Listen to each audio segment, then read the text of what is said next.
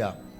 Le thème que je vais développer aujourd'hui, c'est s'attendre à l'éternel. Je ne serai pas très long par la grâce de Dieu si le peuple pour lequel le Seigneur a donné ce message est disposé à être béni par Dieu. Je serai plus en train de donner les orientations de l'esprit enseigné, mais beaucoup plus libéré des déclarations prophétiques. Ce qui veut dire j'ai besoin des hommes et des femmes de foi. J'ai besoin de personnes qui savent reconnaître le mouvement spirituel et qui savent se reconnaître dans l'atmosphère de Dieu. Alléluia. Dis à ton voisin, s'attendre à l'éternel. Dis encore, s'attendre à l'éternel. Nous allons lire deux textes merveilleux qui parlent de cette même orientation. Alors, c'est quoi s'attendre à l'éternel? C'est quoi s'attendre à Dieu? La première des choses que vous devez savoir, que s'attendre à l'éternel, c'est être confiant à Dieu ou bien en Dieu dans le moment d'adversité. Dis à ton voisin, être confiant en Dieu dans le moment d'adversité. C'est quoi le moment d'adversité? Les moments d'adversité, c'est les moments de combat. Les moments d'adversité, c'est les moments des oppositions. Le moment d'adversité, c'est les moments où ce que tu veux faire, tu sens comme s'il y a quelque chose qui s'impose à cela. Il y a beaucoup d'écho dans mon micro. Le moment d'adversité, c'est lorsque tu sens que tu dois aller dans une direction, mais tu sens même qu'il y a comme de l'opposition dans la direction que tu veux prendre. Le moment d'adversité, c'est lorsque le Seigneur te donne un ordre pour agir ou pour bouger, et pendant ton mouvement spirituel, tu sens qu'il y a quelque chose qui est en train de travailler à ce que toi, tu ne puisses pas arriver. À ce que toi, tu ne puisses pas atteindre ce que le Seigneur attend de toi. Et s'attendre à Dieu, c'est être confiant à Dieu. Lorsque même tu te rencontres au devant de moments d'adversité. S'attendre à Dieu, c'est être capable d'avoir ton cœur placé sur l'éternel. Même quand tout semble être contre toi. S'attendre à Dieu, c'est lorsque tu te retrouves dans un moment où tu désires un secours. Mais tu sais que le secours dont tu as besoin, ce n'est pas le secours d'un oncle, mais c'est le secours de l'éternel. S'attendre à Dieu, c'est lorsque le temps devient compliqué et tu attestes au plus profond de toi que celui qui peut te faire sortir de ce temps compliqué, ce n'est pas un homme. Il y a des dimensions de la vie, tu te rends compte, ce n'est pas un président qui doit intervenir. Il faut que la voix de l'éternel s'annonce à ta direction. Quelqu'un est maintenant en train de me comprendre. Il y a des situations, tu te rends compte que ce n'est pas le médecin qui doit dire un mot. Il faut que l'éternel dise un mot. S'attendre à Dieu, c'est atteindre la dimension de comprendre. Même si les hommes peuvent avoir la capacité d'agir, il faut que leur capacité soit accompagnée par la capacité de l'éternel. S'attendre à Dieu, c'est lorsque quelqu'un te fait une promesse, mais tu n'es pas attaché à la promesse de l'homme, mais tu es attaché à ce que Dieu va agir derrière la promesse que l'homme a libérée. Parce que je vais te dire une chose, tu acclames, j'annonce ce que je vais te dire. Je vais te dire une vérité en ce moment, c'est que l'homme peut te donner une promesse, mais la volonté peut être là, mais le pouvoir doit venir de Dieu. Quelqu'un peut vouloir te faire du bien, mais il faut que l'Éternel donne un goût. C'est pour cela plusieurs vous avez des promesses, mais plusieurs on ne les accomplit pas. Parce que celui qui veut faire du bien à l'un ou à l'autre a besoin d'une force qui doit le motiver à le faire. Or le problème avec toi, c'est que quand un homme te parle, tu t'attends à un homme. Quand un homme te parle, tu t'attends à un homme. Non, non, non, non. La dimension dans laquelle le Seigneur attend quelqu'un en cette période, c'est de s'attendre à Dieu. Tu sais que c'est papa qui doit payer Minerval, mais tu t'attends à Dieu, que Dieu passe par papa pour que papa paye le Minerval. Écoutez-moi, il est très fort et très possible de recevoir quelque chose d'une manière surnaturelle venant d'un homme, non pas parce qu'il est fort, mais parce que tu as compté sur celui qui détient la toute force. Beaucoup d'entre nous, le problème c'est quoi? Le problème c'est que lorsque nous désirons quelque chose, nous nous adressons aux hommes, chose qui est assez logique. Lorsque nous adressons aux hommes, les hommes font des promesses. Nous croyons aux promesses, chose qui est assez logique, mais nous nous limitons à croire aux hommes et à croire aux promesses des hommes. C'est pour cela même l'homme qui t'a promis se voit en incapacité d'accomplir sa promesse. Il y a comme quelque chose qui l'empêche même de te faire du bien. Il y a des hommes qui a dit je te prends en charge. Lorsqu'il a dit qu'il doit te prendre en charge, il était sincère. Il avait le bon vouloir de te prendre en charge. Mais le problème est que au moment même où on devait te prendre en charge, il y a eu comme une opposition opposition qui s'est placée entre celui qui devait te prendre en charge de toi. Il y a des jeunes sœurs, de jeunes frères. Vous entrez, une sœur entre dans une relation. L'homme veut même le marier. L'homme, vraiment, quand il disait je veux t'épouser, la promesse était réelle. Mais au moment même qu'il fallait que les choses soient faites, il y a eu comme une forme d'opposition qui s'est placée au milieu. Vous savez pourquoi lorsque les hommes font des promesses et qu'ils sont incapables de les accomplir? C'est que celui à qui on a fait la promesse a compté sur celui qui a promis. Parce que ce que tu ne sais pas, c'est que le combat de ta vie provient d'une force spirituelle. Et tout homme est influencé par les forces spirituelles. Celui qui ne compte que sur l'homme, tandis que l'homme sur qui tu comptes est influençable, tu peux rapidement être blessé et choqué en voyant que celui à qui tu as compté, il n'a pas pu agir. C'est pour ça que la Bible déclare: maudit soit celui qui s'est confié à l'homme. Est-ce qu'il y a des lecteurs ici, des lectrices? Maudit soit celui qui s'est confié à l'homme. C'est pas parce que l'homme est mauvais. C'est pas parce qu'on ne doit pas croire à l'homme. C'est que l'homme est influençable par le mouvement spirituel. Or, dans le mouvement spirituel, il y a deux types d'orientation d'influence. Il y a ceux du monde de ténèbres, il y a ceux du royaume des cieux. Lorsque tu ne comptes pas l'Éternel, le royaume des cieux, c'est son incapacité d'influencer à ta faveur. C'est la raison pour laquelle tu as compté sur un homme. Mais l'homme qui est influençable a été facilement influencé par le monde de ténèbres. Mais celui qui compte sur l'Éternel,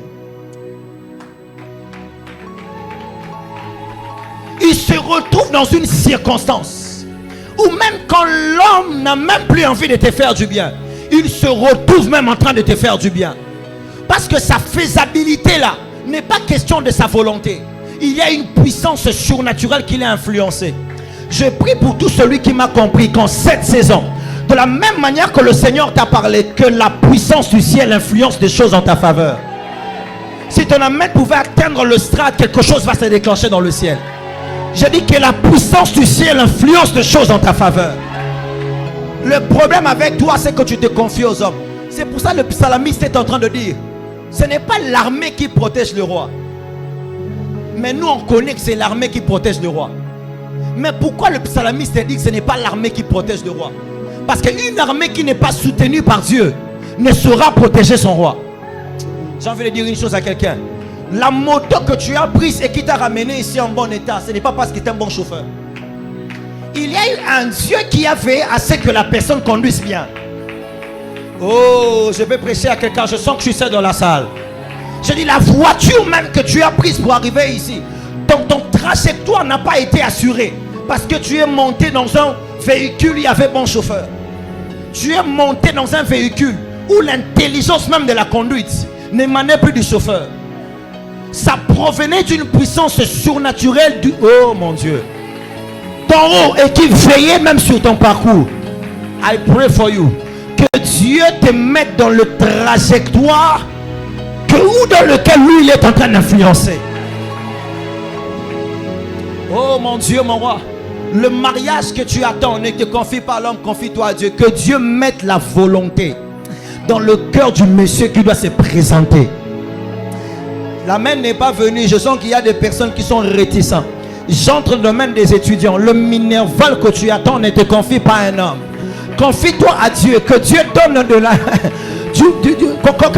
de la provision nécessaire afin de le recevoir.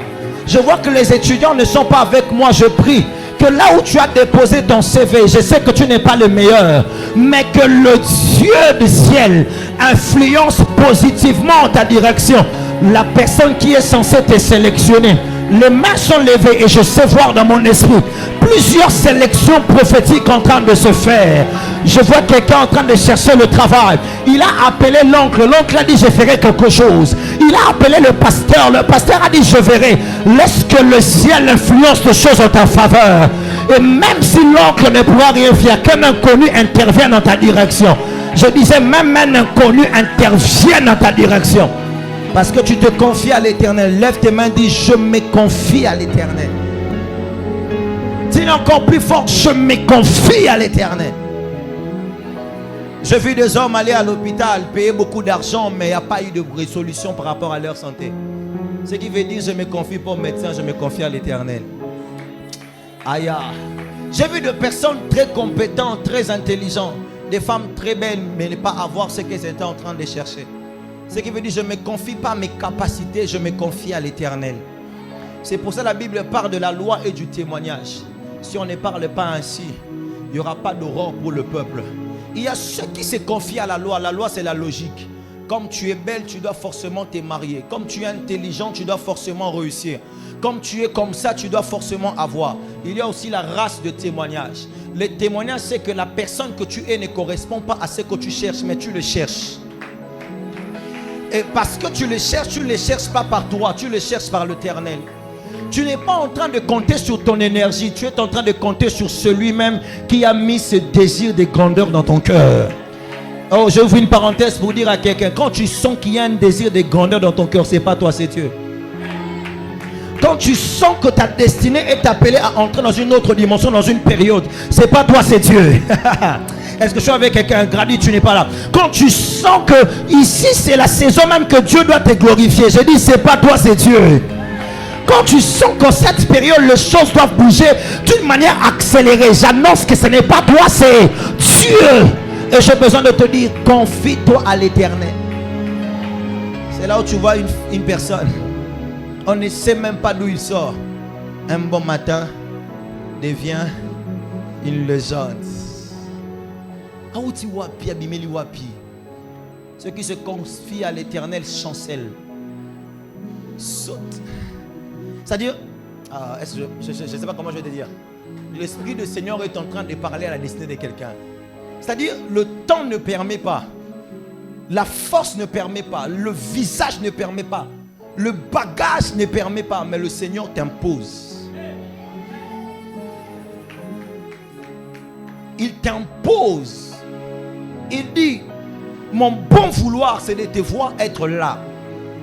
Je veux que tu sois là. Ce que j'aime avec Dieu, il dit dans sa parole, il fait grâce à qui il veut. Autant la Bible dit, je le répète encore, il dit il fait grâce à qui il veut. En d'autres termes, il n'a pas besoin de demander conseil de quelqu'un pour faire grâce à une personne. Il n'a pas besoin de regarder les correspondances pour faire grâce à une personne. Il n'a pas besoin de regarder les capacités pour faire grâce à une personne. Il regarde Lot, il dit je veux faire grâce à Lot. Il regarde Job, il dit je veux faire grâce à Job. Et je peux vous dire une vérité ce matin. Et je peux vous dire une vérité ce matin, ce soir. Et je peux le dire, je le dis à qui ce soir? Je peux le dire à qui ce soir? La Bible déclare que les anges sont venus auprès d'Abraham. Papa n'a gigote. On lui dit, Abraham intercède pour Sodome et Gomorrhe. Il dit, si on trouve en Sodome 10 justes, un juste, 2, 3, est-ce qu'ils seront sauvés? Les anges répondent, si nous trouvons des justes, ils seront sauvés. Mais écoutez-moi, le problème est que quand Abraham intercédait, Abraham parlait en direction de sa famille. L'autre n'était pas juste parce qu'il a couché, il s'est enivré, il a couché avec ses enfants. Les enfants de l'autre n'étaient pas justes parce qu'ils ont enivré leur propre père pour coucher avec eux. La femme de l'autre n'était pas juste parce que quoi qu'on les avait fait sortir, elle a regardé ses yeux encore vers ce qui était laissé et elle est transformée en pierre. Ce qui veut dire ceux qui étaient sauvés là, ce n'étaient pas des justes.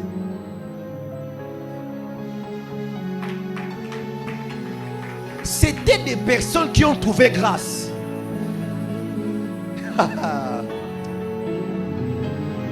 J'aimerais dire une chose à quelqu'un. Ton trajectoire ne dépendra pas forcément de tes agissements. Ça dépendra de la grâce que tu trouveras aux yeux de Dieu. J'ai envie de prophétiser, mais je ne sens pas un peuple prophétique. Je dis, ton trajectoire ne dépendra pas forcément du fait que tu es qualifié. Ton trajectoire dépendra de la grâce de Dieu qui sera manifestée sur toi. Je lève ma main droite et je déclare sur les personnes qui me rejoignent que la grâce de l'Éternel soit ton partage en cette saison. Si ton amen pouvait surpasser les baffles, le ciel allait être témoin de ce qui se passe. Je dis que la grâce de Dieu puisse te localiser en cette saison. Que tu ne sois pas justifié parce que tu l'as mérité, que tu sois justifié par grâce. Que tu ne sois pas positionné parce que tu l'as mérité, mais que tu sois positionné par grâce. Que ce que tu attends, que tu le reçoives. Non pas parce que tu le mérites, mais parce que la grâce de Dieu t'a localisé. Et la particularité de la saison, c'est que nous allons nous confier à l'Éternel. Tu fais bien d'acclamer, Nous allons nous confier à l'Éternel. Alléluia. Oh mon Dieu, tu es fatigué, je crois que je vais arrêter là. Si tu es fatigué, j'arrête ton prix, on rentre. Si ton amen est fatigué, tu me dis, j'arrête ton prix, on rentre. Tu es fatigué? Tu es fatigué? Écoute ça. 3 choses que nous devons retenir sur le texte que nous venons de lire. La première des choses, la Bible déclare, c'est l'Éternel qui a créé les extrémités de la terre. Ésaïe 40, le verset 28. Dis avec moi extrémité. Dis ça fort, extrémité. Si ma voix elle est faible et les vôtres doivent être plus forts, dis avec moi extrémité. Que veut dire extrémité? Extrémité, elle est définie comme la partie qui termine une chose. La partie de la fin. Ce qu'on appelle extrémité. Exemple, où sont les extrémités de ce baffle? Ils sont là. Où sont les extrémités de cette nappe? C'est là. C'est là. La Bible déclare que l'Éternel est celui qui fixe les extrémités. Qu'est-ce que la Bible veut nous faire savoir? Qu'est-ce que ce texte veut nous enseigner? Ce texte veut simplement nous dire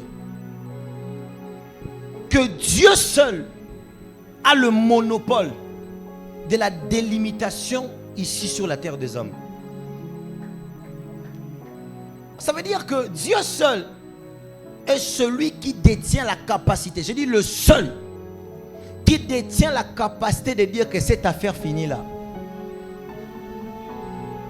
C'est lui-même qui a créé la terre. C'est lui qui a donné la superficie. S'il se lève un matin et se décide que la terre prenne espace, la terre prendra espace. Quelqu'un me comprend? Tu te me comprends? Celui seul qui peut dire ici c'est fini, ici ça continue. On dit il est celui qui fait quoi? Qui a créé les extrémités. Frère, pourquoi nous devons compter sur l'Éternel? Pourquoi nous devons nous attendre à Dieu? Parce qu'il est le seul qui a la possibilité de limiter ou d'étendre tes situations. Je peux le redire pour que tu comprennes. Il est le seul qui a la possibilité de limiter ou d'étendre tes situations. Frère, tu peux te retrouver dans une situation que tu penses que c'est fini. Les hommes ont dit que c'est fini. Les hommes ont marqué point. Frère, ce n'est pas l'homme qui marque point. La seule personne qui a la possibilité de dire que cette affaire finit là, c'est l'Éternel ton Dieu. J'ai vu de médecins dire à une maman qui vient d'avoir sa fille, il dit ta fille sera une personne comme ça, comme ça, comme ça. Elle ne vivra pas longtemps parce qu'elle a un problème au niveau de son sang. Elle a une malformation au niveau de son cœur. Elle a. Normalement, si elle vit longtemps, elle vivra jusqu'à 14 ans. Pourquoi nous devons compter sur l'Éternel? Parce que les hommes peuvent donner des statu quo.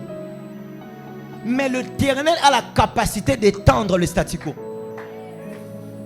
Le médecin a dit, sa vie là c'est 15 ans. La mère se décide d'aller en prière. Pendant les 15 années de sa fille sur terre, elle intercédait pour la 16e année. Ah, quelqu'un ne me comprend pas. Quelqu'un ne me comprend pas.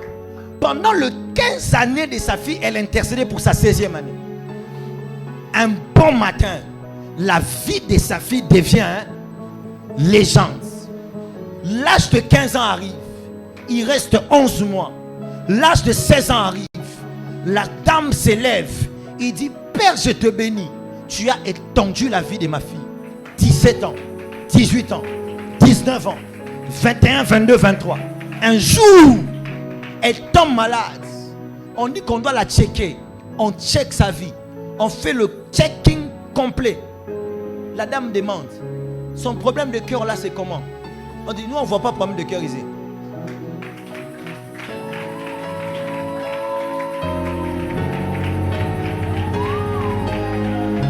Le problème avec toi, c'est que l'échographie donne le point. Et toi, tu t'es limité à l'échographie. Tandis que la seule personne qui peut donner le point, aïe, c'est l'Éternel des armées. On dit, toi, tes affaires, c'est foutu. Ça, c'est ta dernière marchandise. Quand tu finis ça, tu fermes magasin. Aux 3 dernières minutes, le ciel s'ouvre. L'Éternel dit, moi je vais encore te voir travailler. Ils ont fait dire une chose. Si ton père veut te voir dans le succès, ce n'est pas l'argent qui te gardera là-bas. Tu n'as pas compris, hein? Si ton père veut te voir dans la réussite, ce n'est pas l'argent qui te gardera dans la réussite. C'est là où tu vois quelqu'un qui n'a plus d'argent, mais on l'appelle toujours boss. Parce que l'atmosphère ne reconnaît pas que tu manques.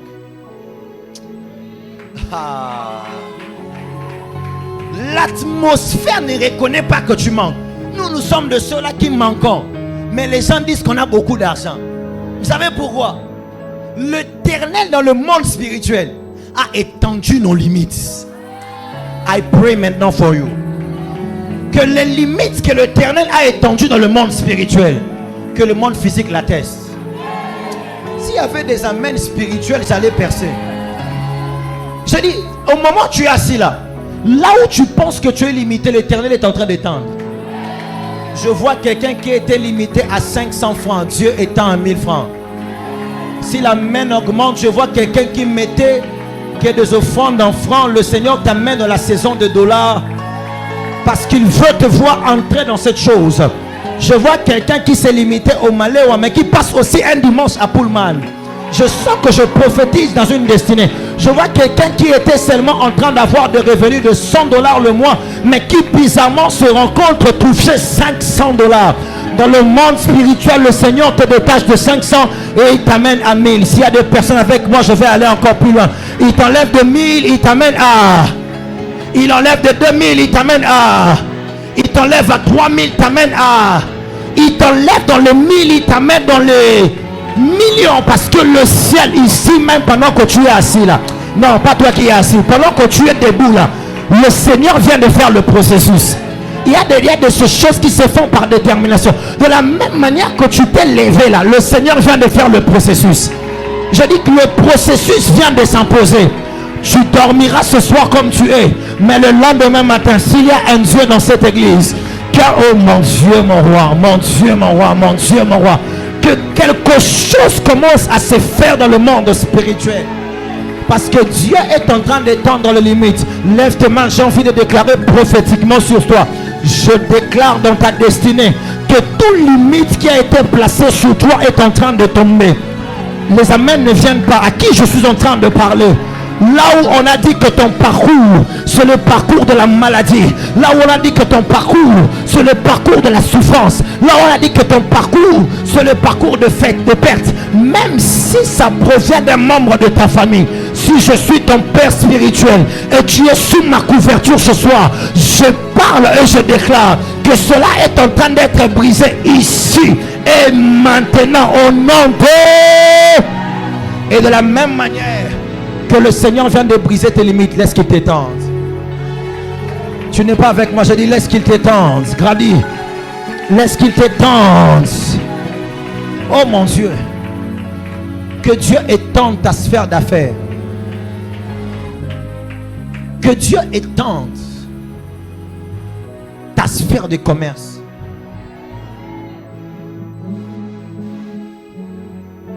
Que Dieu étende le cercle de tes connexions.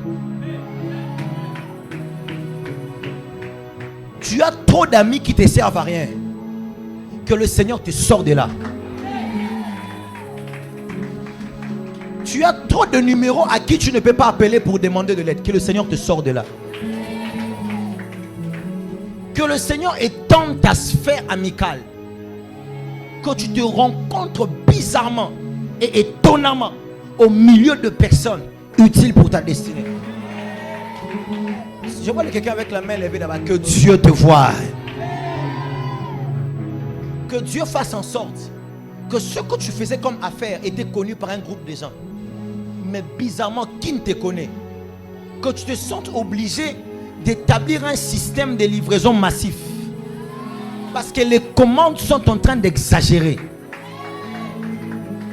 Que Dieu fasse en sorte, mon Dieu, là où même tu pensais que ton petit business est mort, que Dieu le ressuscite. Les hommes peuvent dire que c'est fini. Mais la seule personne qui a le monopole de dire ça, c'est qui? C'est l'Éternel des armées. Oh, pas l'Éternel des armées, l'Éternel ton Dieu. Il faut dire l'Éternel, mon Dieu. Celui qui était, celui qui est, celui qui vient. Celui de qui la parole a la puissance créatrice. Il ne demande pas, il appelle à l'existence. Oh mon Dieu. Celui dont la limite ne connaît pas. Si quelque chose manque, il les crée. Il a créé le jardin. Il a vu qu'il manquait quelqu'un pour gérer, il crée l'homme. Il a vu que l'homme était seul, il crée la femme. Il a vu que l'homme et la femme vont s'ennuyer. Procréer. Celui qui ne connaît pas de... c'est l'Éternel ton Dieu. Je mets ma main sur la tête. Et je prie sur la tête de plusieurs personnes ici en ces lieux.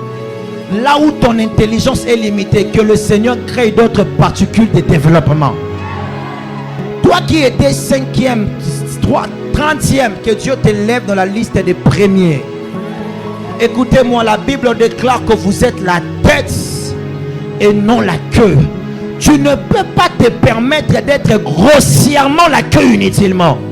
Que le Seigneur fasse de toi une tête. Au nom de...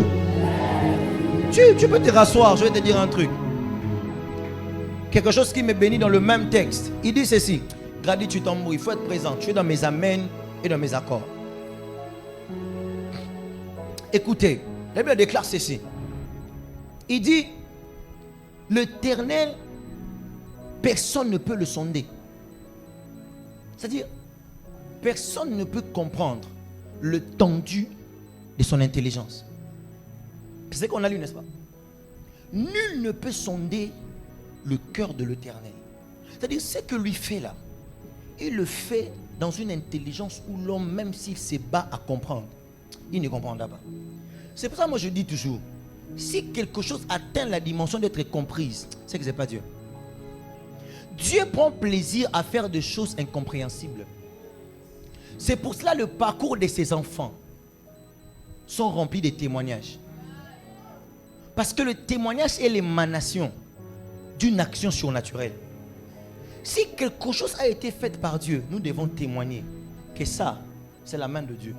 Les Égyptiens avaient leur propre Dieu. Ils avaient des Osiris. Ils avaient des je ne sais pas moi qui. Mais lorsque le miracle se produit en faveur des Israélites, les pharaons dit, ça, c'est le doigt de Dieu. Bon, Pharaon, de quel Dieu tu parles? Osiris? De qui tu parles? Celui qui fait ça là même n'a pas nom. Celui qui fait ça est au-dessus. Ça, je dis, ce que Dieu fait, l'homme ne peut pas comprendre. Si l'homme comprend, c'est que ce n'est pas Dieu. La Bible déclare, parce que personne ne peut connaître l'étendue de son intelligence. C'est-à-dire, personne ne peut comprendre la profondeur de sa stratégie. Les stratégies de Dieu peuvent sembler des suicides. Dieu a comme le comportement de te dire reste en bas pendant que les autres montent.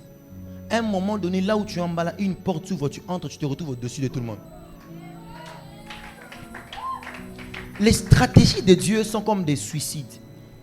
Il montre des songes et des visions à un jeune homme qu'il sera grand que ses frères. Mais pour que la prophétie s'accomplisse, le gars se retrouve prisonnier. Parce qu'il est parfois nécessaire dans les stratégies de Dieu que tu sois prisonnier des pharaons afin que tu deviennes premier ministre. Il prend le monsieur de 33 ans, il l'amène à la croix. Il le tue. Et c'est après la mort que le monsieur reçoit le nom au-dessus de tout autre nom. Le nom devant lequel tout genou est appelé à faire quoi? À fléchir. Parce qu'en réalité, ce qui peut sembler comme la mort peut être simplement le plan de Dieu pour ta gloire. J'ai envie de dire une vérité à quelqu'un. Il est possible que ta souffrance soit la stratégie de Dieu. Quelqu'un ne m'a pas raté. Il est possible que ton célibat soit la stratégie de Dieu. Il dit, passe d'abord par là, afin que lorsque je te leverai, que tu reçoives un nom élevé au-dessus des autres noms. Le type de nom où lorsqu'on veut te saluer, on sent l'obligation de s'accroupir. Il y a ce type de nom. Je parle à genoux devant le nom de Jésus. Comme j'ai m'humilie, que Dieu me glorifie. J'ai dit, il y a de ce type de nom. Quand tu le portes, tu arrives dans la maison d'un ministre. Le ministre te salue et fait ça. Les personnes qui pensaient que tu perdais ton temps à la prière, lorsqu'ils te rencontrent, ils te saluent et font ça. Les gens qui disaient que c'est fini pour toi, lorsqu'un bon matin ils te rencontrent, ils disent, mais est-ce que c'est toi ou c'est pas toi? S'ils ne te saluent pas, au moins ils vont te regarder comme ça. La particularité, c'est que leur observation va nécessiter un accroupissement. Parce qu'il faut suffisamment s'humilier pour comprendre ce qui est en train de se faire. Je prie que la vie de quelqu'un soit semblable à la vie de Bartimée.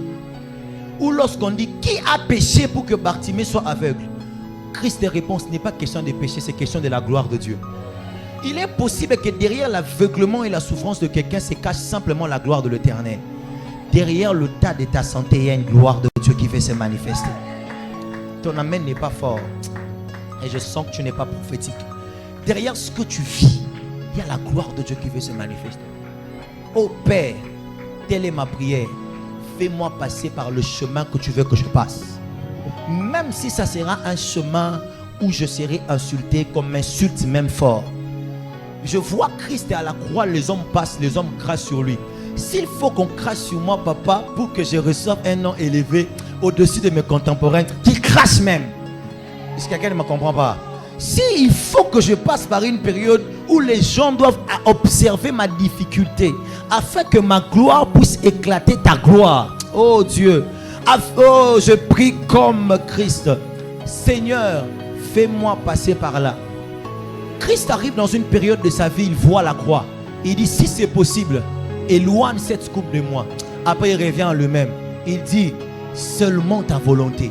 Parce qu'il reconnaît, dans la volonté de Dieu, il est possible que celui qui a été envoyé dans la bergerie pour paître le troupeau, en pensant qu'il n'était pas capable d'aller en guerre, soit le héros qui viendra sortir toute la famille de force, la famille de costauds, la famille de Hulk et la famille des champions.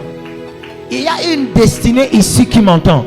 Tu as la destinée de négliger. Écoutez, c'est la stratégie de Dieu. Parce que de la négligence sortira celui qui élèvera, celui qui sauvera ceux qui ont été élevés, afin que tu sois maintenant élevé sur les élevés. Quelqu'un ne me comprend pas. La saison et le plan de Dieu est que quand tu te retrouves en bas de l'échelle, que les autres montent, et quand tu monteras, que tu montes pas seulement en montant, que tu montes au-dessus de ceux qui sont montés. Ainsi tu reçois une gloire au-dessus de tes contemporains. Frère, il est possible que derrière ce qui te fait mal se cache la stratégie de Dieu. C'est pour cela c'est normal que tu m'expliques ton problème, que je ne comprenne pas. Je ne suis pas Dieu. C'est normal que tu expliques ton problème à des gens et ils ne comprennent pas. Ce ne sont pas des dieux. C'est que l'Éternel attend de toi. Le Seigneur attend que tu puisses te confier à lui. Que tu comprennes, quel que soit le semblant de difficulté, il y a même son plan qui est derrière. Quelqu'un me comprend? Il y a même son plan qui est derrière. Je viens informer à quelqu'un. Cette année a commencé froidement. Il y a des hauts et des bas. Tu te dis, il ne reste que 2 mois et quelques semaines. C'est que cette année, c'est fini. Frère, c'est pas fini.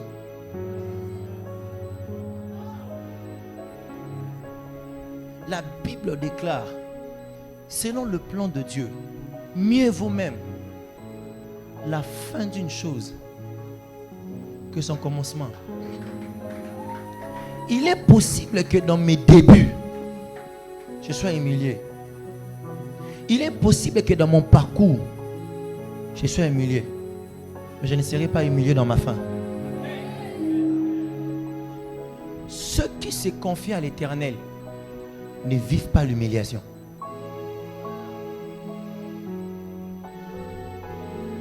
Je le répète. Ceux qui se confient à l'Éternel ne vivent pas l'humiliation. C'est que tu vis là, il y a Dieu dedans. Ton amen n'est pas prophétique.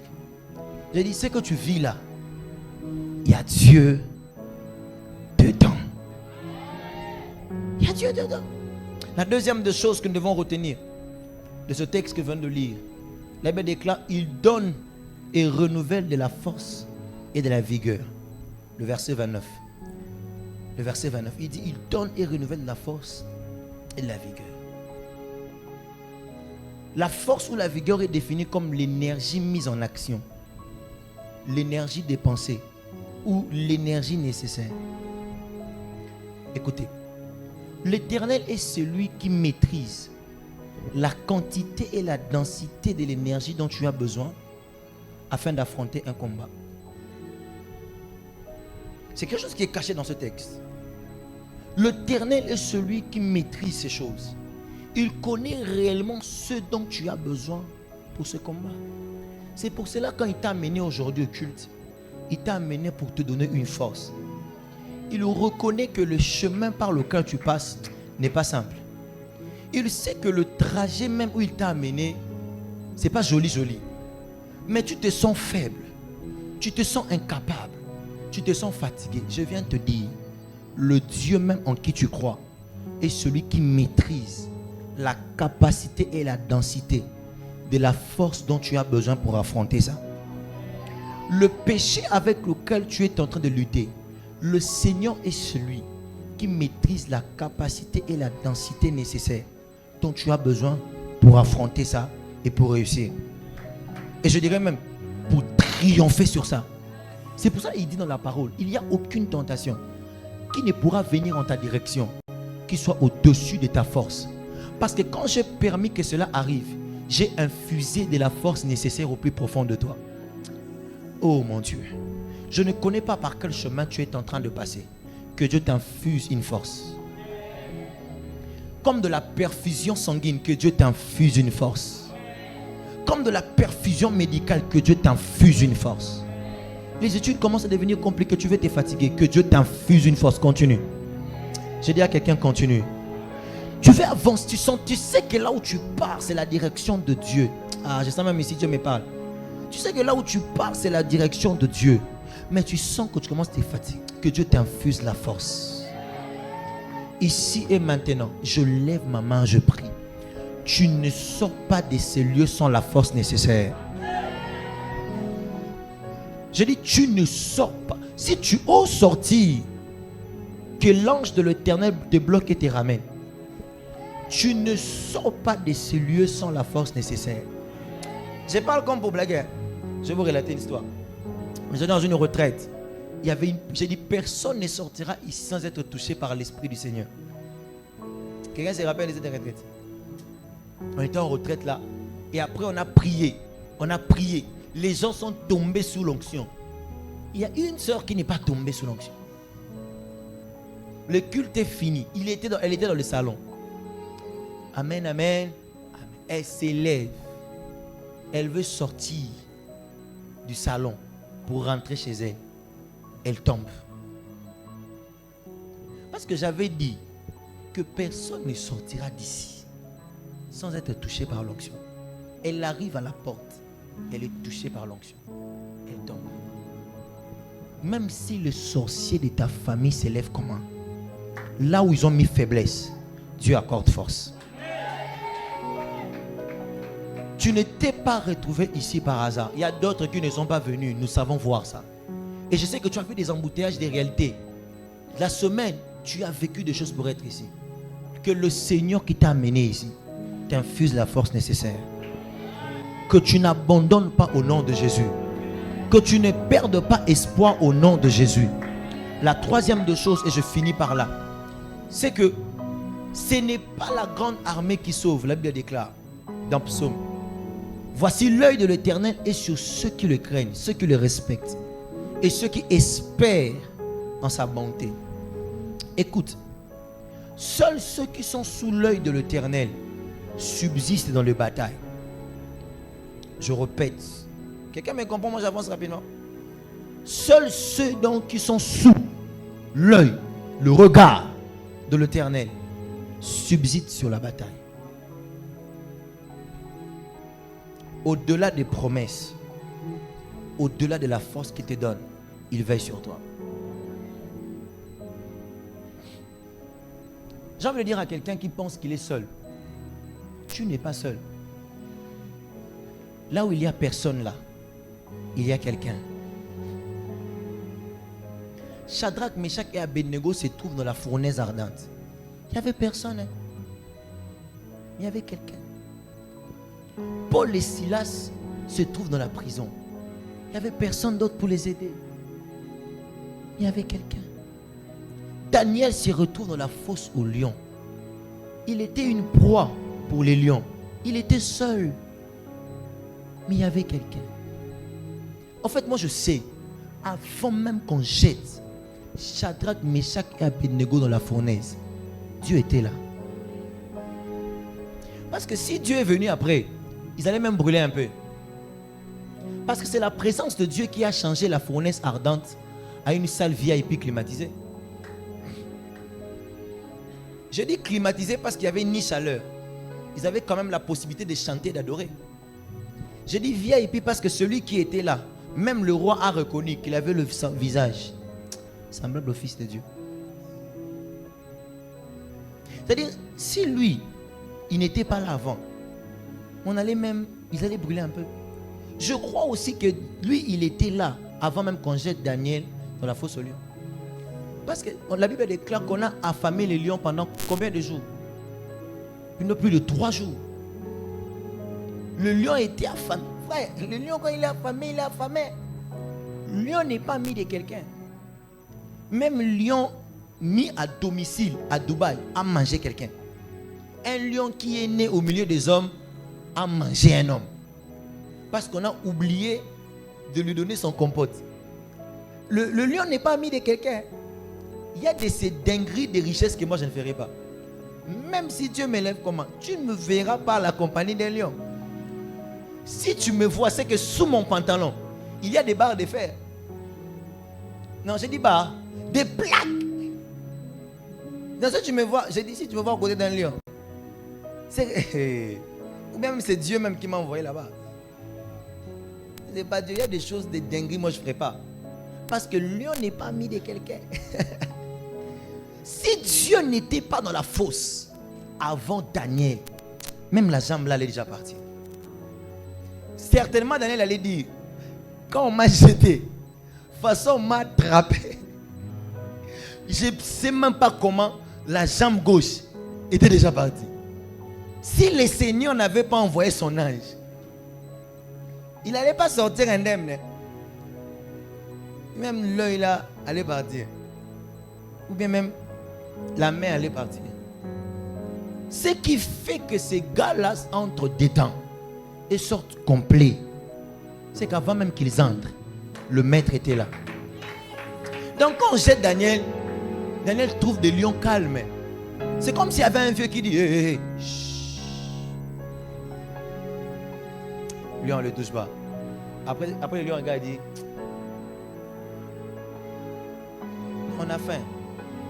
C'est pour cela que quand on a enlevé Daniel, on a remis les conseillers. Vous savez l'histoire. Parce que le problème n'est pas Daniel. Le problème c'est celui qui est avec Daniel. Je dis à quelqu'un, pendant que tu marches, tu ne marches pas seul. Je dis, pendant que tu dors, tu ne dors pas seul. Pendant que tu passes par le temps compliqué, tu ne passes pas par le temps compliqué seul.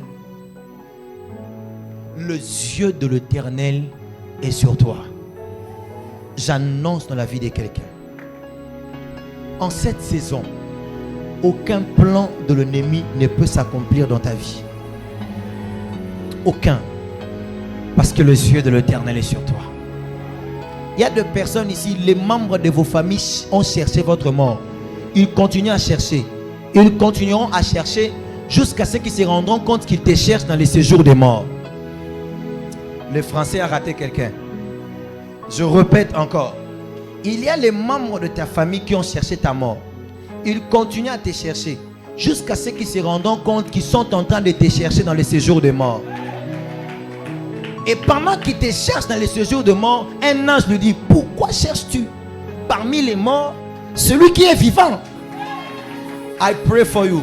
Le monde de ténèbres ne verra pas ta mort.